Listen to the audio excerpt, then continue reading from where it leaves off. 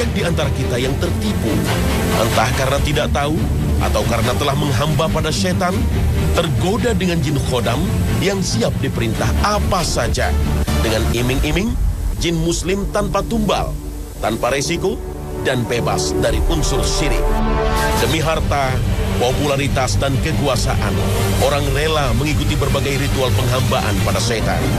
Yang menyedihkan, tidak sedikit dari mereka para calon anggota legislatif yang akan bertarung dalam pemilu legislatif tahun ini. Sekali bersekutu dengan makhluk gaib, ia tengah mengikat satu perjanjian.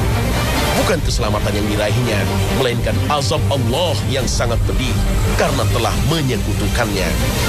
Tidak ada tempat untuk memohon pertolongan dan perlindungan kecuali kepada Allah semata. Hasbi Allah wa ni'mal wakil, ni'mal maula wa ni'mal nasir. Dan sekali lagi, bersekutu dengan jin, tak hanya dirinya yang akan merasakan dampaknya, tapi juga keluarga dan keturunannya. Betapa banyak orang yang tidak pernah berhubungan dengan dukun, apalagi berburu ilmu hitam, tiba-tiba bangsa jin mengejar dan merasukinya. Mereka mengaku jin khadam leluhur orang itu, mengingatkan perjanjian dengan leluhurnya. Wallahu a'lam. Setan kembali melakukan tipu dayanya, memberi orang itu berbagai kesaktian tanpa diminta. Mampu melihat jin, beramal masa depan, bahkan mengobati orang. Tak ada tujuan hakiki yang ingin dicapai setan kecuali merusak akidah umat supaya tidak lagi bergantung pada Allah, tapi pada kekuatan makhluk gaib. Setan berasal dari kata syutun, artinya jauh, karena setan dijauhkan dari rahmat Allah. Dalam surat An-Nas dijelaskan bahwa setan bisa berasal dari kalangan manusia dan bangsa jin. Karena itulah, setiap makhluk yang menentang dan membangkang pada Allah, maka itulah setan. Lantas, siapakah yang sesungguhnya merasuki tubuh manusia hingga ia hilang kesadarannya? Dan mampukah manusia menaklukkannya?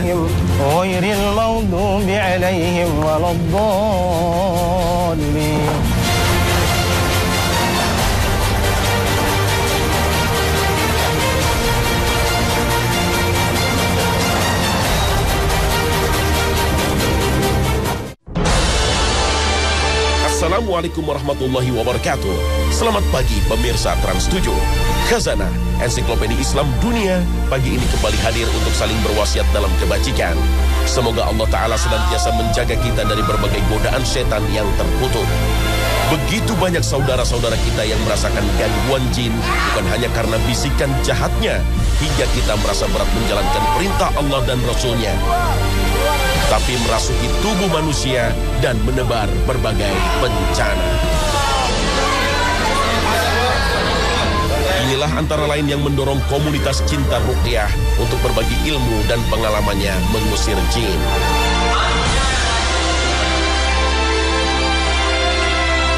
Di Masjid Imam Al-Bukhari di kawasan Bekasi, Jawa Barat ini, Ustaz Adam Amrullah bersama para ustaz lainnya mengajari teknik praktis meruqyah diri sendiri. Baca Al-Ikhlas saja, misalnya gini. Sambil membacakan ayat-ayat ruqyah seperti surat Al-Ikhlas, Al-Falaq, dan An-Nas, usaplah perut dan dada. Tariklah sampai tenggorokan, kemudian muntahkan. Bagi orang yang mengalami gangguan penyakit, terutama karena gangguan jin, akan terasa mual dan ingin muntah. Teknik lainnya untuk pencegahan, bacalah ayat-ayat ruqyah dan tiupkanlah ke telapak tangan dan usapkanlah ke seluruh tubuh.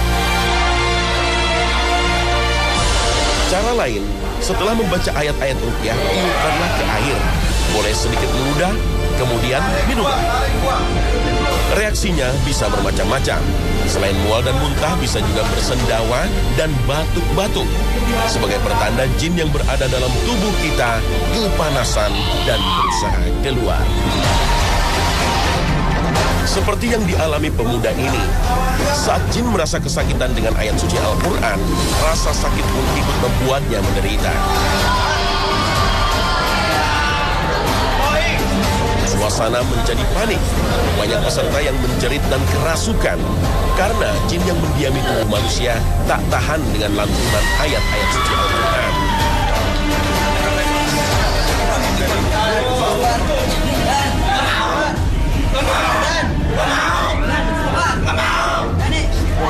Makhluk itu memberontak, tidak mau keluar dari tubuh pemuda bernama Dani ini. Teman-teman Dani berusaha menyadarkannya. Rupanya, jin kafir yang mendiami tubuh pemuda ini. Apa itu Allah? Allah adalah Tuhan yang menciptakan kamu, Sembahan yang menciptakan kamu. Apa agama kamu? Apa agama kamu? Belum punya agama. La ilaha illallah. Asyhadu an la ilaha illallah. Asyhadu anna Muhammadar Rasulullah. Saat Ustaz Zikrul Hakim melantunkan azan, jin yang mendiami tubuh Dani mulai terusik. Dani, mahasiswa di sebuah perguruan tinggi ini tak pernah mengikuti ritual mistik, apalagi berguru ilmu hitam. Menurut penuturan Wahyudin, salah seorang dosen Dani, kemungkinan ia terkena santet yang sejatinya ditujukan pada dirinya. Panas. Siapa yang nyuruh? Untuk mengecek gangguan jin, Ustaz Adam kemudian meruqyah Wahyudin yang sebelumnya tak menunjukkan reaksi apa-apa. Kamu muslim atau kafir? Muslim. Akhirnya, jin yang bersarang di tubuh Wahyudin menunjukkan jati dirinya. Beberapa tahun silam, Wahyudin mengaku pernah menjalani berbagai amalan zikir dalam latihan ilmu tenaga dalam. Ritual inilah yang ternyata mengundang jin ke dalam tubuhnya. Dalam latihan ruqyah, seseorang dimotivasi bisa meruqyah diri sendiri dan orang lain. Memang pada umumnya pada awalnya merasa takut, namun mereka harus meyakini ayat-ayat Al-Quran mampu mengalahkan bangsa jin. Tusukan dengan jari atau tekanan dengan jari merupakan salah satu teknik ruqyah untuk memeriksa keberadaan jin dalam tubuh manusia. Mulai dari kepala, urat leher, pelipis di antara alis mata, dan di belakang telinga. Selain itu, aliran darah besar yang melewati pangkal paha biasanya menjadi tempat bersarangnya jin. Dalam sesi ruqyah berjamaah, beberapa peserta yang mengalami gangguan jin kontan bereaksi. Korban sihir yang gawat langsung ditangani para ustaz.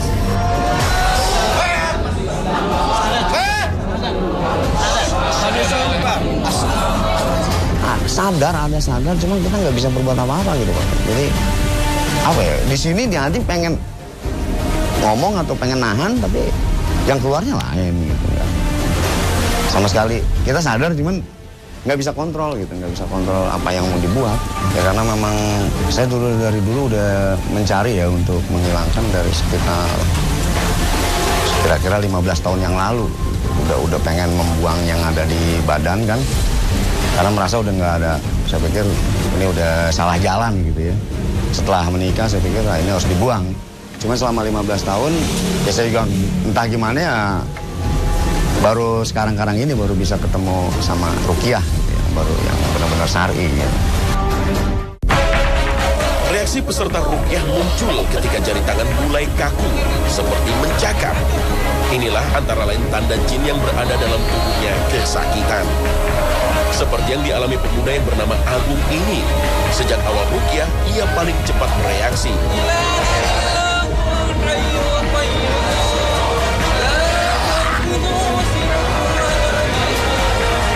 Saya ada keturunan dari kakek. Kakek saya sih Abu Yadimiyati. Saya kurang tahu jelas. Yang jelas ada para ulama bilang seperti itu ke saya. Dan selebihnya saya belajar dari pesantren maupun di daerah Sukabumi dan di Serang, Banten. Kalau untuk itu saya buat jaga badan saya aja, jaga diri. Soalnya ya keluarga saya banyak. Ya saya ingin ngebuangnya, memang awalnya nawaitu saya pengen ngebuang. Soalnya saya capek dengan semuanya, saya ikhlaskan.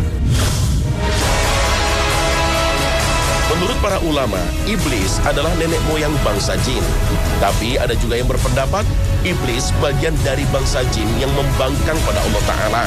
Karena ada sebagian jin yang juga beriman. Allah Ta'ala telah mengisahkan sosok iblis dalam Al-Quran.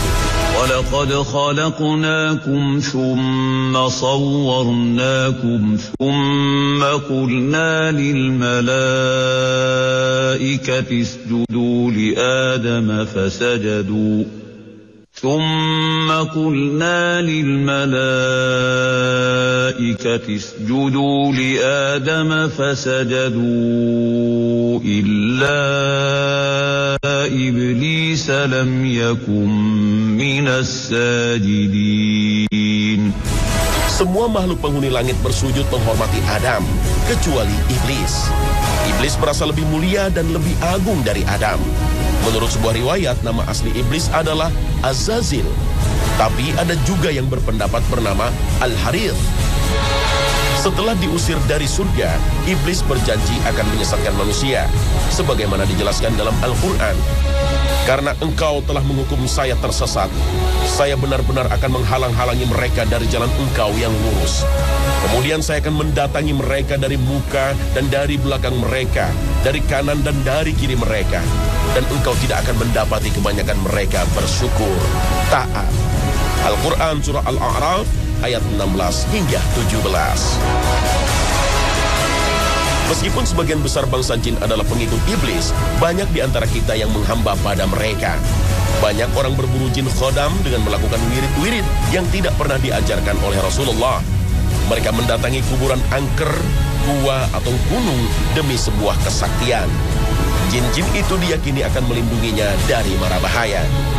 Sejatinya, tidak ada yang melindungi kita kecuali Allah Ta'ala. Allah mengutus para pelindung dari kalangan malaikat bagi orang-orang beriman dan beramal soleh, sebagaimana dijelaskan dalam Al-Quran. Bagi manusia, ada penjaga-penjaga yang selalu mengikutinya, di muka dan di belakangnya, menjaga manusia dari apa yang sudah ditetapkan Allah baginya. Al-Quran, Surah Ar-Ra'd, ayat 11. Dalam sebuah hadis, Rasulullah SAW bersabda, mengikuti bersama kalian malaikat penjaga malam dan malaikat penjaga siang. Dan mereka berkumpul di waktu sholat fajar dan sholat asar. Kemudian mereka yang bermalam dengan kalian naik ke langit.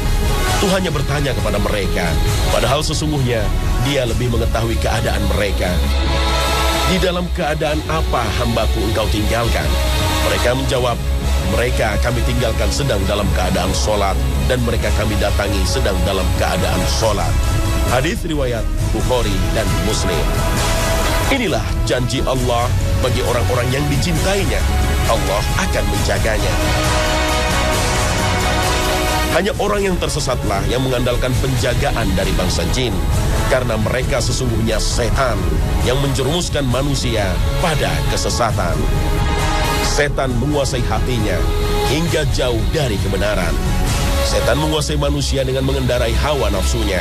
Kemudian setan masuk melalui aliran darah untuk masuk ke dalam hatinya untuk mengendalikan hidup manusia.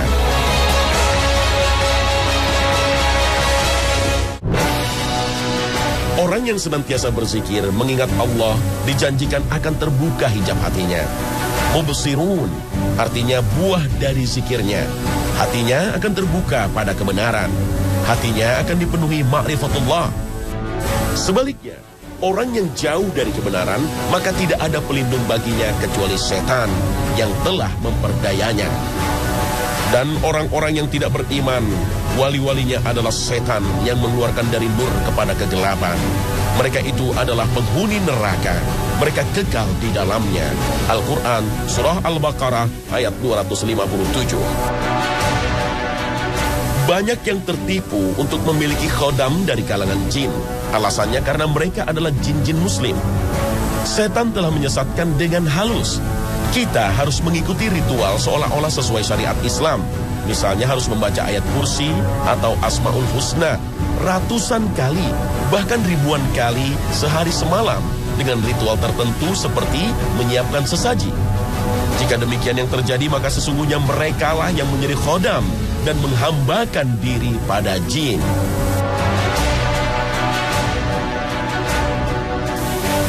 Khodam atau jin pembantu disebut orang Jawa dengan perwangan. Jin khodam rela membantu manusia untuk melakukan sesuatu yang tidak mungkin dilakukan manusia pada umumnya. Tapi sesungguhnya inilah tipu muslihat jin. Tidak ada pertolongan cuma-cuma bagi setan. Sedikit demi sedikit tauhid kita akan ternodai. Suatu ketika, Abu Hurairah radhiyallahu anhu ditugasi oleh Rasulullah SAW untuk menjaga makanan zakat. Malam harinya ada jin yang berubah wujud jadi orang remaja dan mencuri. Ketika ditangkap dan tidak dilaporkan kepada Nabi SAW, dia berusaha memelas dan berjanji tidak akan kembali. Tapi dia dusta. Dia tetap kembali hingga terjadi selama 3 malam. Di malam ketiga, Abu Hurairah tidak memberi ampun dan akan dilaporkan kepada Rasulullah. Setelah diajari bacaan ayat kursi, Abu Hurairah melepaskannya. Pagi harinya kejadian ini beliau sampaikan kepada Rasulullah. Lalu beliau bersabda, kali ini dia benar, meskipun aslinya dia pendusta. Hadis riwayat Bukhari. Banyak di antara kita yang tersesat hidupnya memilih bekerja sama dengan jin. Mereka mengaku mampu menaklukkan dan menguasai bangsa jin. Ini sungguh dusta, karena anugerah ini tidak dimiliki oleh manusia kecuali Nabi Sulaiman alaihissalam. Bahkan Rasulullah pun tak mau melangkahi anugerah Allah yang diberikan padanya, sebagaimana dikisahkan dalam sebuah hadis. Sesungguhnya jin Ifrit menampakkan diri kepadaku tadi malam untuk mengganggu sholatku. Kemudian Allah memberikan kemampuan kepadaku untuk memegangnya. Aku ingin untuk mengikatnya di salah satu tiang masjid, sehingga pagi harinya kalian semua bisa melihatnya. Namun, saya teringat doa saudaraku Sulaiman. Ya Tuhanku, ampunilah aku dan anugerahkanlah kepadaku kekuasaan yang tidak dimiliki oleh seorang pun sesudahku. Kemudian beliau melepaskan jin itu dalam keadaan terhina. Hadis riwayat Bukhari dan Muslim.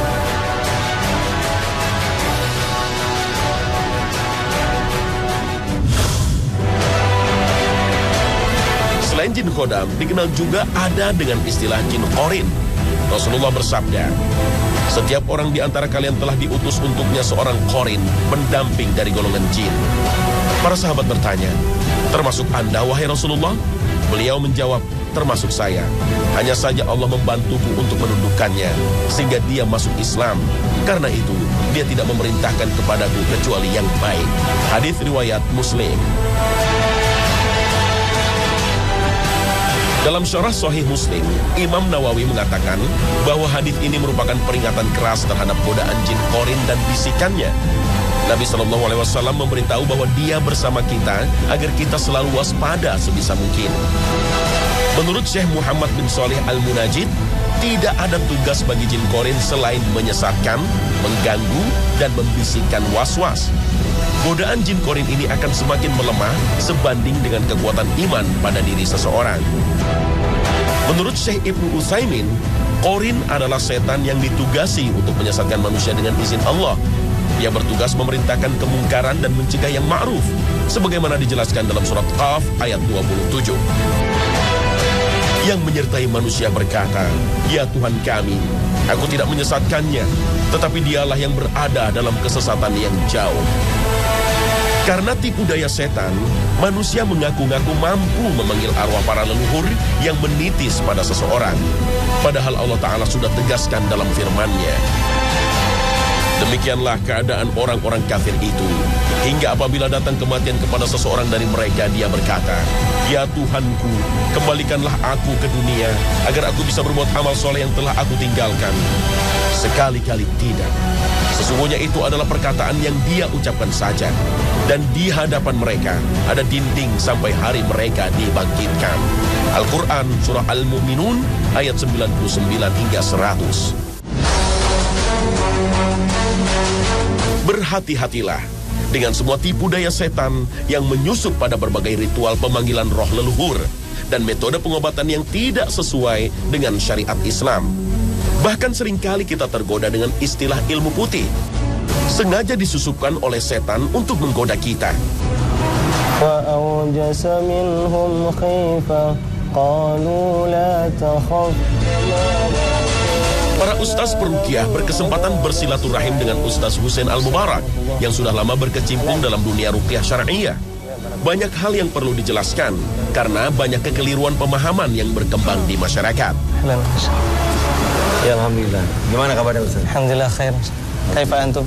Alhamdulillah nahnu bi khair ini. Alhamdulillah barakallahu fikum. Ini teman-teman dari komunitas Cinta Ruqyah.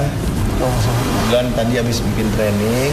Ada yang memberikan definisi ilmu putih itu adalah kaitan dengan ilmu-ilmu yang hikmah, yang bersumber dari bacaan-bacaan mungkin seperti Islam, wirid-wiridnya, dikir-dikirnya seperti Islam, tetapi karena tidak ada dasarnya dari sunnah Nabi SAW, maka hal ini adalah menjadi salah satu cara syaitan untuk masuk ke badan kita.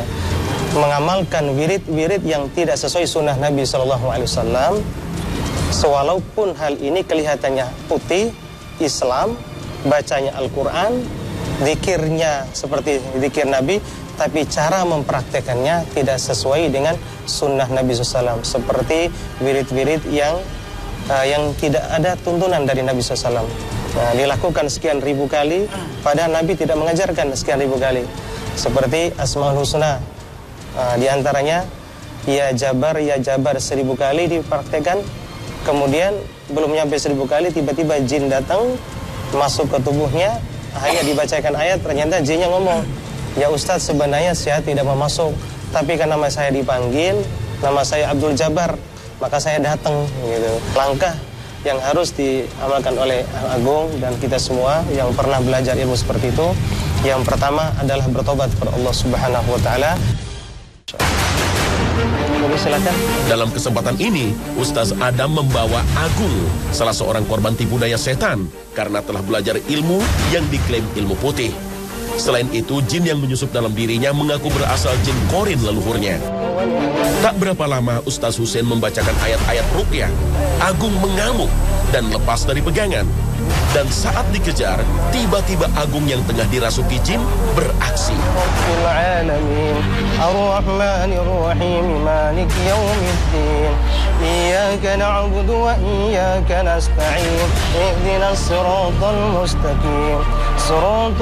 Aksi mendarat dengan leher tentu akan dirasakan sakit oleh manusia biasa, tapi lain lagi bagi Agung yang tengah kesurupan. Tak ada kekuatan manapun yang mengalahkan ayat-ayat suci Al-Quran. Kekuatan jin melemah setelah dibacakan ayat-ayat ruqyah. Ustaz Husein menjelaskan titik di bagian tubuh manusia yang biasa dijadikan sarang jin, terutama para penganut ilmu kanuragan. Biasanya bangsa jin menempati kelingking dan jari kaki. Tiba-tiba jin dalam tubuh Agung kembali mengamuk. Kalau dia ilmu kebal apa? Itu dia.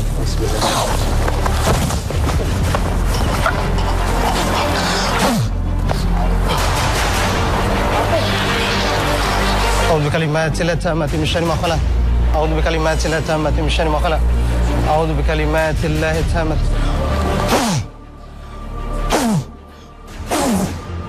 Setelah disergap urat lehernya, Agung kembali lemas, tak berdaya. Setelah diperiksa di beberapa titik terpenting dalam tubuhnya, kemungkinan terakhir jin bersembunyi di ketiak. Cek di sini, terakhir di sini. Bentar, terus. Mau lepas. Berkali-kali Agung muntah. Dan jika semua jin yang bersarang dalam tubuh manusia sudah keluar, biasanya ditandai dengan penglihatan yang lebih cerah dan lebih segar. Tapi jika stamina sangat lemah, bisa jadi masih ada jin yang tersisa dalam tubuhnya.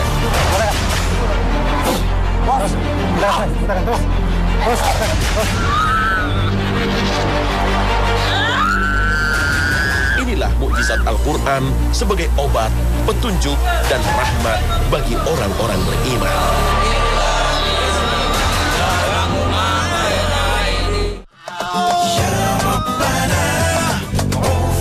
Pemirsa Khazanah, semoga Allah Azza wa Jalla senantiasa melindungi kita dari semua tipu daya setan. Ingatlah, tidak ada yang bisa menjadi pelindung dan penjaga kita kecuali Allah semata. Inilah tauhid yang lurus, tidak menyekutukan Allah dengan sesuatu apapun. Wabillahi taufik wal hidayah. Terima kasih atas perhatian Anda dan wassalamualaikum warahmatullahi wabarakatuh. Irhamna ya Rabbana.